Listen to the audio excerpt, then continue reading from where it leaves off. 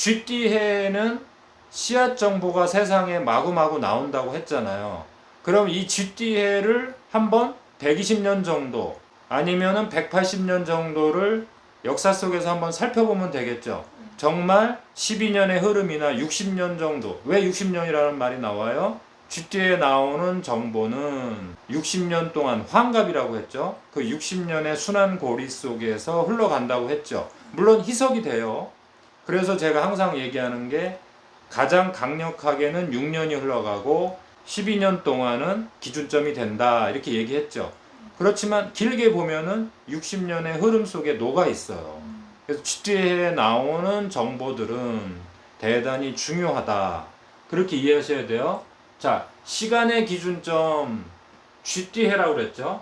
자, 쥐띠해가 여기 또 말하지만 씨앗 정보다. 2020년에 새로운 씨앗 정보가 나왔다. 눈치를 채라. 그쵸? 12년의 출발 자료이고 정보이고 물질이다. 그러면 쥐띠해가 60년 전으로 돌아가 볼게요. 그러면은 2020년이 쥐띠해니까 60년 전으로 돌아가면 어디가 있어요?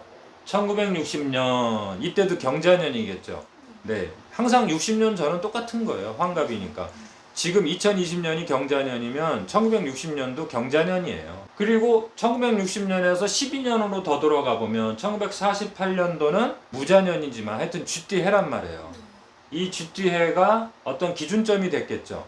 씨앗 정보가 되는 기준점이고 어떤 정보들이 마구마구 나왔겠죠. 그렇지만 일반 사람들은 그걸 알아요, 몰라요? 모른단 말이에요. 우리는 지금 명리학을 통해서 알아보겠다는 거지 우리도 이런 것들을 모르고 그냥 사는 거예요. 그러나 그 기준점을 한번 알고 가자. 우선 누구만이라도 이 공부를 하는 사람만이라도 한번 알고 가자. 그래서 2020년이 시간의 기준점인데 무조건 시간의 기준점에는 자자가 붙어요. 자자. 뭐 경자년이든 무자년이든 임자년이든 어떤 자자가 붙어요. 그래서 1960년이 쥐띠해였고 1948년도 쥐띠해였죠.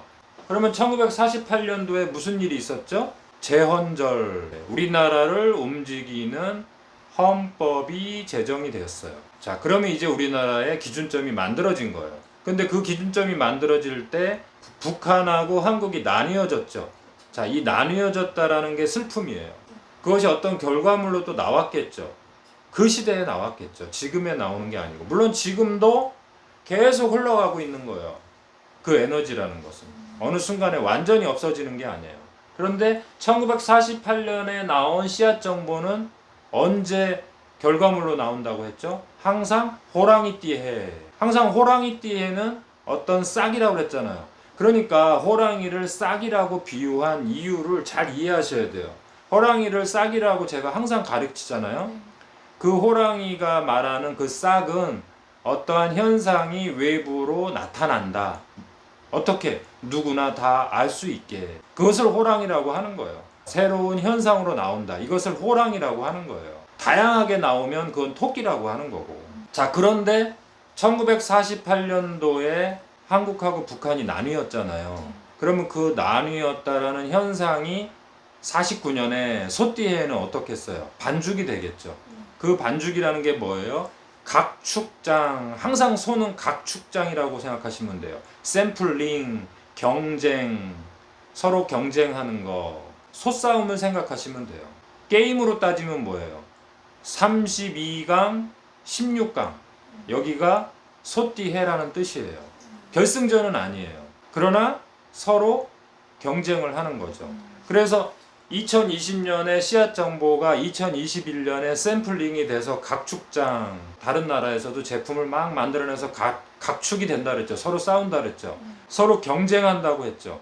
네, 그게 2021년도의 에너지 상황이란 말이에요. 자, 그러면 다시 1948년으로 돌아가면은 1949년도가 소띠해잖아요. 여기가 소띠해란 말이에요. 이 소띠해도 각축장, 경쟁이 일어나겠죠.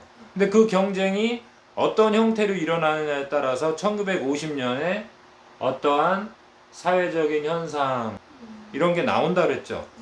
1948년이 씨앗이라면 1950년은 뭐예요? 싹이죠.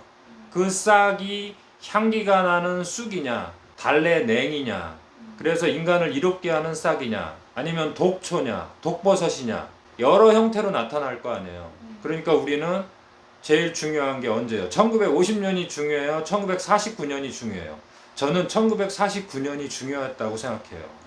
물론 우리는 그거는 과거의 일이기 때문에 우리가 평가할 수는 없어요. 그렇지만 항상 어떤 해에든 쥐띠해에 나타난 모든 에너지는 소띠해에 잘 관찰하셔야 돼요. 그래야지 호랑이띠해에 향기로운 쑥이 나오고 향기로운 달래 냉이가 나온단 말이에요. 독초가 나오면 안 되잖아요. 그러니까 우리 서로 노력을 해야 돼요. 자, 1960년으로 한번 가볼까요? 1960년에 사회 현상이 있었을 거란 말이에요. 이 사회 현상이 1961년에 각축장이 일어났겠죠. 그래서 1962년에 어떠한 새로운 시스템으로 세상이 열렸을 거란 말이에요. 이건 지금 제가 얘기 안 해도 역사 공부를 다시 들어가셔서 해보시면 돼요.